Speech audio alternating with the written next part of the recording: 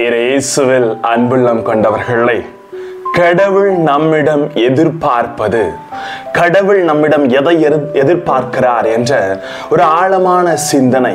இன்றைய உலகில் நாம் அடிப்படை தேவைகளை முழுமையாக மறந்து எது சரி அல்லது எல்லாமே சரியா என்ற ஒரு உணர்வோடு இன்று மனிதன் வாழ்ந்து கொண்டிருக்கிறான்.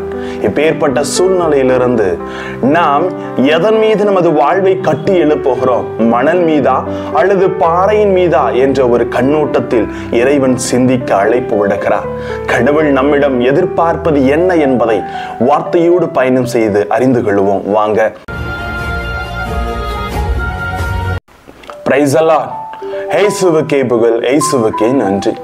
இறைவனின் அருட்கரமும் அருள் ஆசீரும் உங்களோடும் உங்கள் குடும்பத்தோடும் முழுமையாக தங்கிட உங்களை நான் வாழ்த்துகிறேன். அன்பில் இனியவர்களே, மீகா புத்தகம் 6:8 தெளிவாக சொல்லுகிறது, ஓ மானிடா, நல்லது எது என அவர் உனக்கு காட்டி இருக்கிறாரே, நேர்மையை கடைபிடித்ததையும் இரக்கத்தை கொள்வதையும் அதன் மீது நாட்டத்தையும் உன் கடவுளுக்கு முன்பாக தாழ்ச்சியோடு நடந்து கொள்வதையும் தவிர வேறு எதையும் ஆண்டவர் உன்னிடம் கேட்கிறார். வேற எதையும் கடவுள் உங்ககிட்ட கேட்கல. தெளிவான சிந்தனையோடு இரு என்று கற்பிக்கிறார். ஏனென்றால் அடித்தளங்களுக்கு, அடிப்படைகளுக்கும் ஆதாரங்களுக்கும் வாழ்வில் மிகவும் முக்கியம். இவைகள் இல்லாமல் எதுவும் நிலைத்திருக்க முடியாது என்பது தெளிவுபடுத்தப்படுகிறது. எப்படி வேர்களை ஊன்றாத எந்த மரமும் உயர்ந்து நின்றுவிட முடியாது, அதுபோல தனது வேர்களை அறியாத எந்த மனிதரும் தன் முகமும் முகவரியும் இழந்த மனிதராகத்தான் வாழ வேண்டும் என்பதை இறைவன் கற்பிக்கிறார். அன்புக்குரியவர்களே, பல மாயையை ஒரு மனிதனை வாழ்வில், பல மாயைகள் ஒரு மனிதனின் வாழ்வில் சூழ்ந்து கொள்வதால் அடிப்படையை உணரும் நிலை மந்தமாகி விடுகிறது. அடிப்படையை நோக்கி நமது தேடலோ ஒரு அடிப்படை வாதத்திற்குள் நம்மையே நிலைநிறுத்தி விடாமல் நம்மை நாமே பார்த்து கொள்வது என்பது மிகவும் அவசியம் என்ற ஒரு தன்மையிலே நாம் இருக்கிறோம்.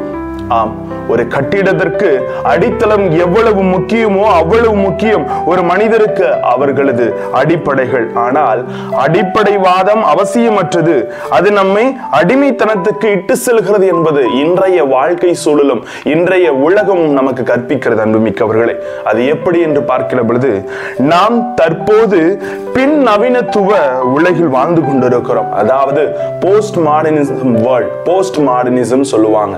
இந்த போஸ்ட் மாடர்ன் வேர்ல்டுல நாம் எதுவும் சரி என்ற நிலையில் தான் இருக்கிறோம். இதனின் சிந்தாந்தம் என்ன என்று பார்க்கிற பொழுது எதுவும் சரி என்பதே, அப்படி எதுவும் சரி என்பதை நிலைநிறுத்த அடிப்படைகளை அடியோடு மாய்ப்பது இதன் நோக்கமாகும்.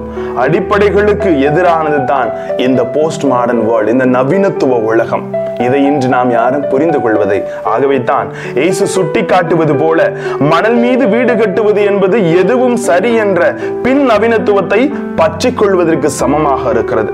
அது கடவுளையும் கடவுளின் திருவுளத்தையும் வழிமுறைகளையும் வேறறுக்க செய்துவிடும். அன்புக்குரியவர்களே, ஆகவே தான் நம் ஆண்டவர் இயேசு நம் ஒவ்வொருவரையும் பாறையின் மீது வீடு கட்டும் மனிதருக்கு ஒப்பாய் இருக்க நம்மை நோக்கி வலியுறுத்துகிறார். இன்றைய நற்செய்தியில் கிறிஸ்துவர்களாகி நமக்கு நற்கருணையும் இறைவார்த்தையும் தான் அடித்தளங்களும் இவற்றினுடையான பிணைப்பை அறுத்து கொள்ளும் பின் நவீனத்துவவாசிகளாக மாறிவிடாமல் நாம் முழுமையாக கவனத்தோடு நம்மை காத்துக்கொள்ள வேண்டும் என்ற தெளிவை தருகிறார்.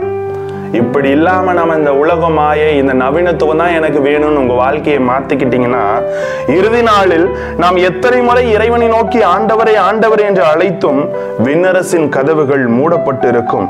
நாமும் வெளியே நின்று தட்டிக்கொண்டே இருக்கிற மக்களாகவே மாறிவிடுவோம். அன்புக்குரியவர்கள், ஆகவே பாலநேசு பிறக்க போகிறார். அடிப்படையில் இறைவனது வார்த்தையும் நற்கருணையும் தான் நமக்கு வாழ்வை தருகிறது.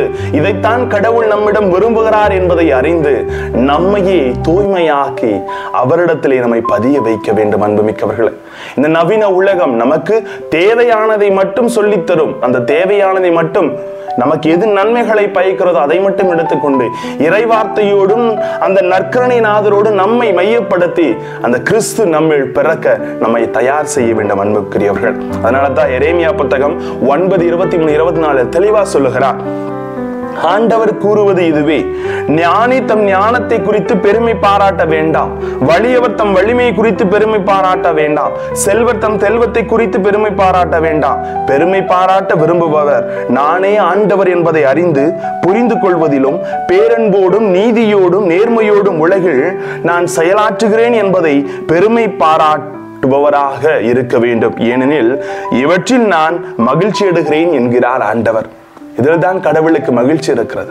அவரை குறித்து, அவரது வார்த்தைகளை குறித்து நமது வாழ்வு நீதியோடும் நேர்மையோடும் இருக்க வேண்டும்.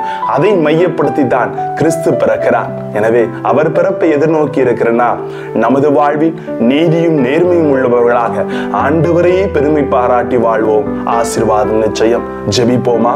அன்பு இறைவா, ஏதோ நாங்கள் எதுவும் சரி என்று மணல் மீது வீடு கட்டுகின்ற அறிவற்ற மனிதர்களாக இருந்து விடாமல் தெளிவோடு சிந்தனையோடு எங்கள் வாழ்க்கையை பாறையின் மீது அடித்தளமிட்டு உணர்வுள்ள மனிதர்களாக அடிப்படை தேவைகளை புரிந்து கொண்டு உமது வார்த்தைக்கேற்றவாறு எங்கள் வாழ்வை அமைத்துக் கொள்ள எங்களோடு தங்கும் ஆண்டவரே. Praise the Lord.